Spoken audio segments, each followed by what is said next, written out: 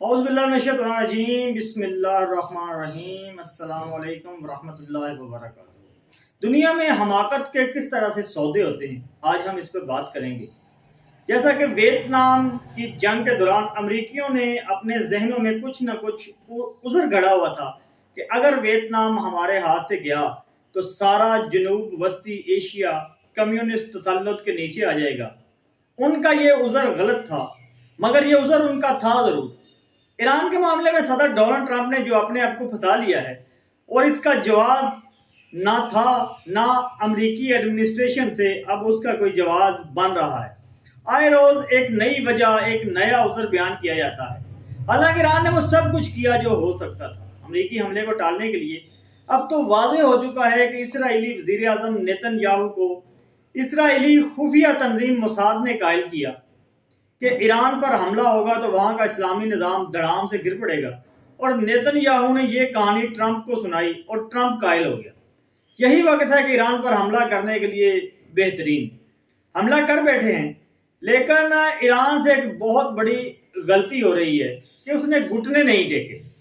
ایران سے دوسرا بڑا گناہ یہ سرزد ہو رہا ہے کہ اس نے جوابی حملے ایسے کیے ہیں کہ امریکہ اور اسرائیل کے ہوش ٹھکانے آ گئے ہیں، اور خطے میں امریکہ کے حمایتی ان کی بھی ایسی کی تیسی ہو رہی ہے۔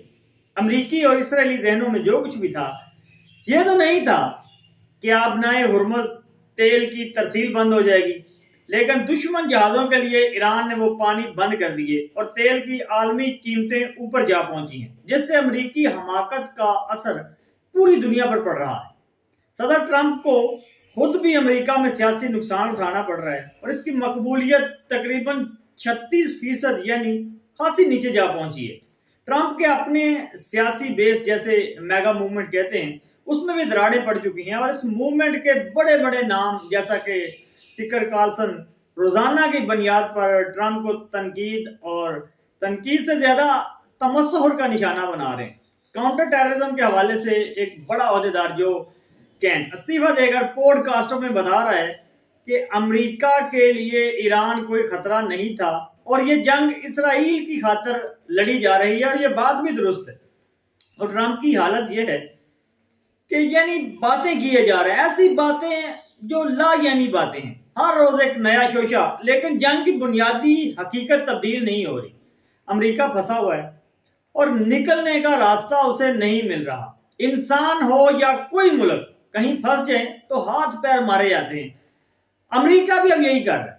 ٹرمپ ایک طرف دھمکیاں دے رہا ہے کہ جزیرہ خارق تباہ کر دوں گا، ایران کا سارا بجلی اور انرجی کا نظام تباہ ہو جائے گا اگر ایران معاہدے کے لیے تیار نہ ہوا۔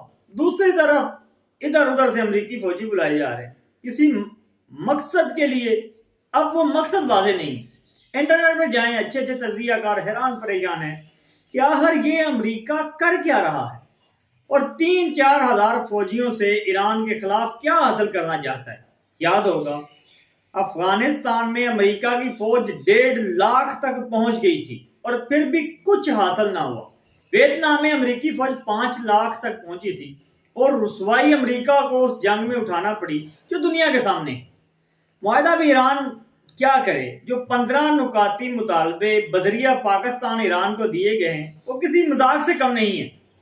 میدان جنگ میں جو اہداف امریکہ حاصل نہیں کر سکا، وہ مذاکرات سے پہلے ایران سے منوانا چاہتا ہے۔ ایران کے اسلامی نظام حکومت کو تباہ کرنے چلے تھے، اور امریکی آبنائے ہرمز بند کر بیٹھے ہیں، اور اب ترلے کر رہے ہیں کہ کسی صورت آبنائے ہرمز کھل جائے تاکہ 2-3 ہزار ٹینکر جو بسے ہوئے ہیں وہ وہاں سے گزر سکیں اور تیل کی عالمی قیمتیں نیچے آ سکیں۔ یعنی امریکی تیر مارنے نکلے تھے اور خود تیر کھا بیٹھے ہیں، پھر بھی اکڑ کم نہیں ہو رہی۔ مارکو روبیو کا الجزیرہ پر انٹرویو سنیے، ایسا لہجہ ہے اس کا کہ جیسے ایران کی گردن پر امریکیوں نے پیر رکھا ہو، حالانکہ حقیقت اس کے برعکس ہے، اور امریکہ کی سبکی ہو رہی ہے۔ بہرحال اس جھمیلے سے نکلنے کا کیا راستہ ہے؟ پاکستان، ترکی اور مصر پیغام رسانی کا کام انجام دے رہے ہیں، لیکن امریکی 15 نکات سامنے رکھے جائیں تو معاہدے کی بات کہاں نظر آتی ہے؟ ان نکات کا مطلب ہے کہ ایران گھٹنوں پر گر پڑے اور امریکی رحم کی بھیک مانگے۔ کیا ایران نے ایسا کرنا ہے؟ ایران نے بہت تباہی برداشت کیا، لیکن جواباً حملے کیے جا رہے ہیں۔ امریکیوں کو جنگی سبقت اتنی ہی مل رہی ہوتی تو آبنائے ہرمز اب تک ٹینکروں کی آمد و رفت کے لیے کھل نہ جاتا۔ ٹرمپ سے لے کر باقی مشیروں تک یہی منتر پڑا جا رہا ہے کہ ہم نے ایران کی نیوی، ایئر فورس اور میزائلوں کے کارخانے تباہ کر دیے ہیں۔ واقعی تباہ کر دیے ہیں تو جائیں آپ نئے ہرمز پر قبضہ جمائیں۔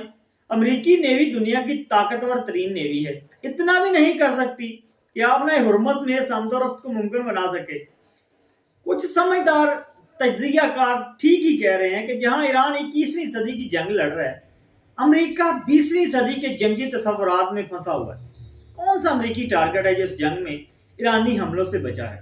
خطے میں جو 13 امریکی اڈے ہیں، تمام کے تمام بہت حد تک استعمال کے قابل نہیں رہے، اور ان اڈوں کے بجائے امریکی فوجی ہوٹلوں میں رہنے پر مجبور ہیں۔ لیکن امریکی بات ایسے کر رہے ہیں جیسے ایران کو لتاڑ کے رکھ دیا۔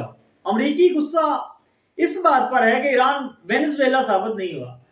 وینزویلا میں تو امریکیوں کو کچھ زیادہ کرنا ہی نہیں پڑا۔ تھوڑی سی بمباری کے بعد رات کے اندھیرے میں امریکی کمانڈو گئے اور صدارتی ٹھکانے سے وینزویلا کے صدر کو یرغمال بنا کر اٹھا لائے۔ یقیناً یہی سمجھ رہے تھے کہ ایران کے ساتھ بھی ایسا ہی ہوگا۔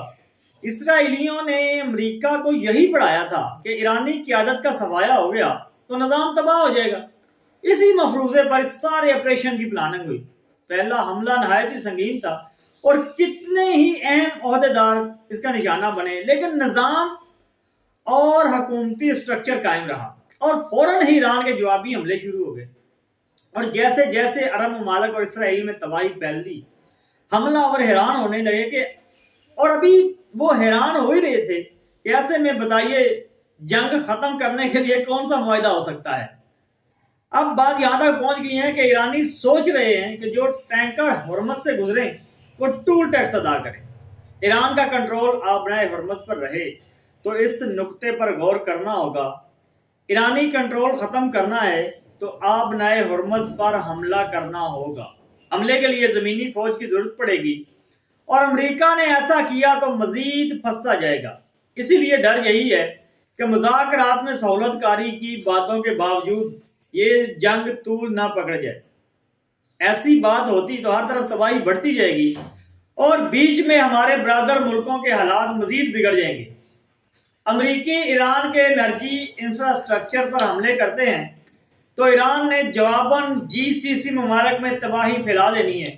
کیا امریکہ یہ جنگ اس لیے شروع کرے گا کہ اس کے اپنے اتحادی مشکلات میں پڑ جائیں؟